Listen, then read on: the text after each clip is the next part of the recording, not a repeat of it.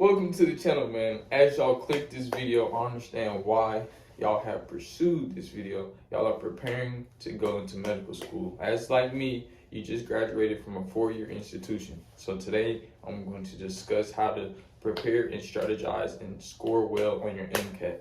But I'm going to start off by doing a little description of why I chose to go this course. Okay, I chose a 4-year degree in biological sciences, and I also have a second minor in chemistry. But the reason why I wanted to be a doctor is I like stuff like this. I like caring for people, and the percentage of black doctors in US or America is less than 10%. This is a necessity. I look at this as a problem. Like, why is there less than 10% of African Americans as doctors? That's not even African Americans. That's black doctors, and that's African doctors. There are less than 10%. So African Americans probably like 6%, which my goal is to be one of those percentages. So after you graduate from your 4-year, there's multiple career choices. You can go into the Army with your biological degree. You can go into med school, DO school, paid schooling, or other interests. But I chose the med school approach. I had a GPA of 3.7. My major was biology, biological, medical sciences, and I had a minor in chemistry. I graduated from a 4-year D1 school in Mississippi. Now, I'm talking your head off. Now to actually get to the meat of the video, how to prepare for the MCAT. We're going to break this off into 3 sections. Pre-prep, which is strategies and methods that will take up to 4 to 6 months before their MCAT test date. And then we're going to talk about the day before your MCAT, and the day of your MCAT. These are the 3 sections of the video. I will encourage you to watch the entire video, like, comment, and subscribe, by the way, so y'all can understand the depths of how to prepare for your MCAT. Stay tuned. As I said, this is part 1 of the video. This is the pre-prep phase. This is when you start 4 to 6 months. I would advise you to take your MCAT as ASAP, because you have 3 opportunities, really. Well, 7 lifetime, but really you only want to be able to take the test 3 times, because med schools look at that as like, well, why are you taking the exam that many times? So, and your goal is to score as high as possible. So I will try to give tips and strategies for you guys to score as high as possible your first time. So I would suggest finding someone with similar goals to help quiz and prep with you. Like, if you just graduated from a college and you have friends or other acquaintances that you know are all trying to get to med school, I would advise make a study group so y'all can help better prepare each other. Look for tips and strategies online, but I'm also going to give y'all some banger tips and strategies throughout this video. But if you need other ones, look throughout that online to find tips and strategies. As I will be taking the MCAT this upcoming week. So I'm very confident, I'm very prepared in this. I've studied, I've hammered, and I am ready to conquer this exam. But actually, I was saying, I decided to take this after finishing my bachelor's. I'm right on course. I went from high school, I went immediately to a 4. I actually graduated early. But yeah, I didn't waste any time going straight into it. But you're going to take the necessary courses before you register for the MCAT. Make sure you took all your psychology and sociology, your CARS section, reasoning skills, verbal research, math, chemistry. General and organic chemistry is very important for this MCAT. Physics, biology 1, biochemistry, and bio 2 systems are very important. For people that don't even understand the MCAT, I'm going to break it up. This is an 8-hour exam that takes up the multiple aspects that I just discussed. They are biology, chemistry, physics, sociology, psychology, and CARS. These are you make sure you take every class throughout college that can better prepare you for honing and mastering these sets. Now, managing time. Let's say if you're working, you're doing volunteer service research, that is important before you take the MCAT. You need to manage at least 4 hours to 1 hour every day for that 4 to 6 months period studying for the MCAT. You don't need 18, you don't need 50 hours, you don't need 10 hours a day just to study for the MCAT. You just need every day study as little as possible. Study as much as possible in that 1 to 4 hour range for this test. Plan this in 4 to 6 months in advance. Use books with necessary information, because all books, some have too much detail, some have too little detail. So you should use books that have the right amount to study for the prep books that I used was Exam Crackers. Some people use Kaplan, the AMC's books, and all that stuff. but I decided to use exam preppers. It's straight to the point, straightforward, and they also give you practice exams throughout the book and towards the end of the book. There is no promotion. This is just what I use for the video. Now for the meat and potatoes, study. Take practice exam and practice questions.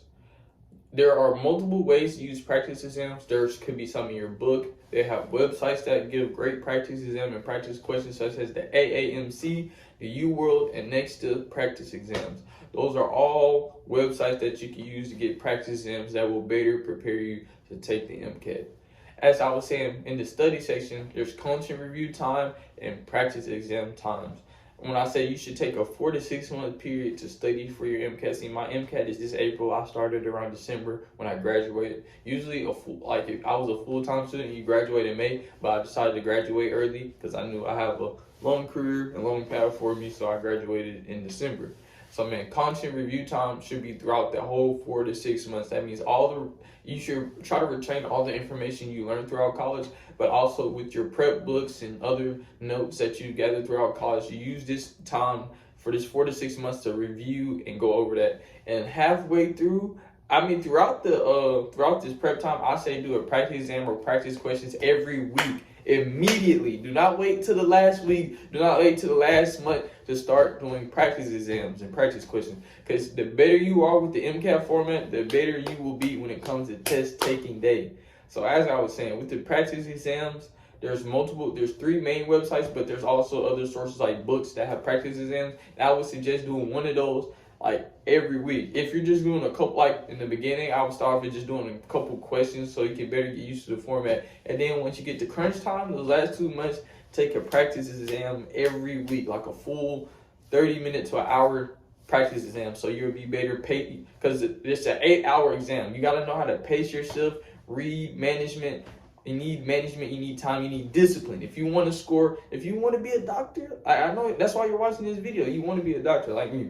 So if you want to be a doctor, time management is essential. So man, like I was saying, get that situated. You should know the style and strategies of the MCAT. So I would suggest learning like methods and paces, how to pace yourself. Mental stamina and practice is very important. That's why I said you should take practice exams all the time.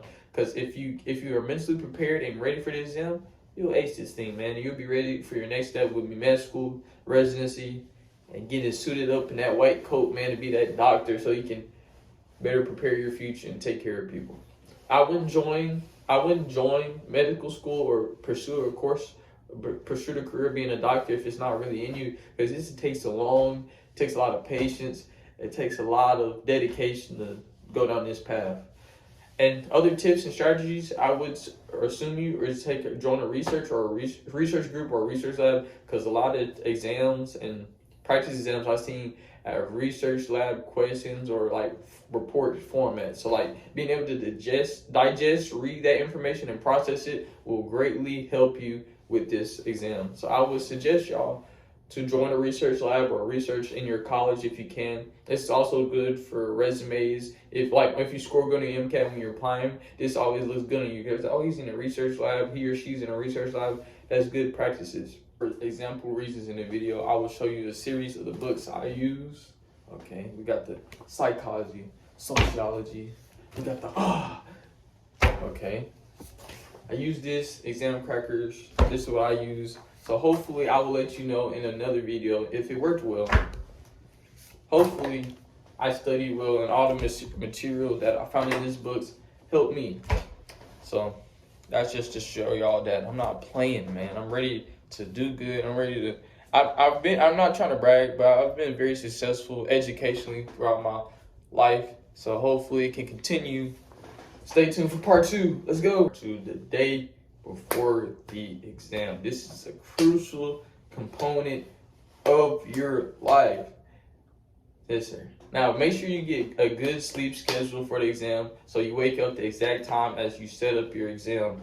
So practice this. I would say start practicing this a week or 2 in advance. So like your brain is optimal and ready at these peak moments. And so you don't want to be waking up at 10 a.m. or 11 or 12 a.m. and then your peak brain performance at 1 p.m. But when your test date, you have to get there at 7, and your peak brain performance isn't at 1 p.m. You want your peak brain performance cracking at 8 or 9. You want to be better prepared. So that's why I would suggest y'all to get a sleep schedule so you can be better prepared for this exam. The next step that I would say for day before, find the location of the testing center before the day of the exam. Know the requirements of the testing center. The reason why these two things are very important, because you don't want to be panicking, waking up last minute, and you don't even know where to go. And you already missed out on one of your 7 lifetime opportunities to get a score in your MCAT. So now you only have 6 opportunities left, and that looks bad on you for med school. Like, why did you miss this day? And you're like, that shows you're not prepared. You didn't know what you're doing.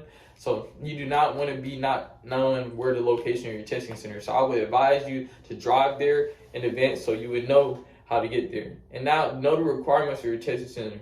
You know, COVID policies, as y'all know, if you've been in college, COVID was a big setback for people. It ruined a lot of people's college experiences, as y'all can see. But yeah, man, knowing the requirements, if you need to wear a facial mask, the electronic procedures policies, like if you can't be on your phone, stuff you need to know, like if you can bring a calculator, which you should already know this stuff. But I'm just giving y'all like information for people that just want to know about the MCAT or is curious about the MCAT and they haven't really fully dived deep into it. So man, make sure y'all know the requirements for your testing center, because everything's different. Some don't require masks, some do. And then as for restroom policies, because you know it's an 8-hour exam, so I'm pretty sure a lot of people are at least going to need at least one break, and so that's time management. So you need to know and eat the correct foods the day before, so that when you take the exam, you should kind of know how your body reacts to the food. You don't want to have the irritable bowel syndrome the day of the exam. You'll be uncomfortable. Discipline is important if you want to be successful. So make sure you discipline yourself with all of these methods, and I would advise to wear a comfortable outfit today. I'm going to be wearing Adidas pants, a sweater, a beanie, and some comfortable shoes. Make sure you get your policies for the testing center. Some might be a cool slide, some might need you to wear shoes. So I would suggest wearing shoes or packing extra clothes just in case you have to make a quick change outside of your car and come right back into the testing center. So, are y'all ready for the finale, the final part of the video? Part 3, the final and last part of the video, the day of the exam. The most important and essential part of this video is to have confidence in yourself. I always had this motto: speak positivity, do positive things. Positive things will come back to you. So make sure you're positive. Make sure you're mentally prepared. As you can see, I have a thick cranium. It's you don't want to get headbutted because you might get knocked out. But be mentally prepared for this exam. Get plenty of sleep and rest. You want your brain at tip-top performance. So when you reading, you're just like Sonic, speed reading throughout the questions. Bring food. When you pack you a lunch to bring to your testing center, which they should have lockers or a designated area for you, because it is an 8-hour exam. That's like working a full day at work, a full schedule at school. So as you can see, you eat during that time. You need food. You will score well. Tell that to yourself every day. You will do well on the exam. Usually, knowledge is power. Speaking stuff into existence is essential. And just finally, relax and be ready. Like, comment, and subscribe. Rewatch the video. Rewatch it 10 times. Rewatch it 100 times. And watch all my other videos. I have bangers throughout the channel. So stay tuned for more videos. Like, comment, subscribe, and comment down below what kind of videos y'all would like to see next.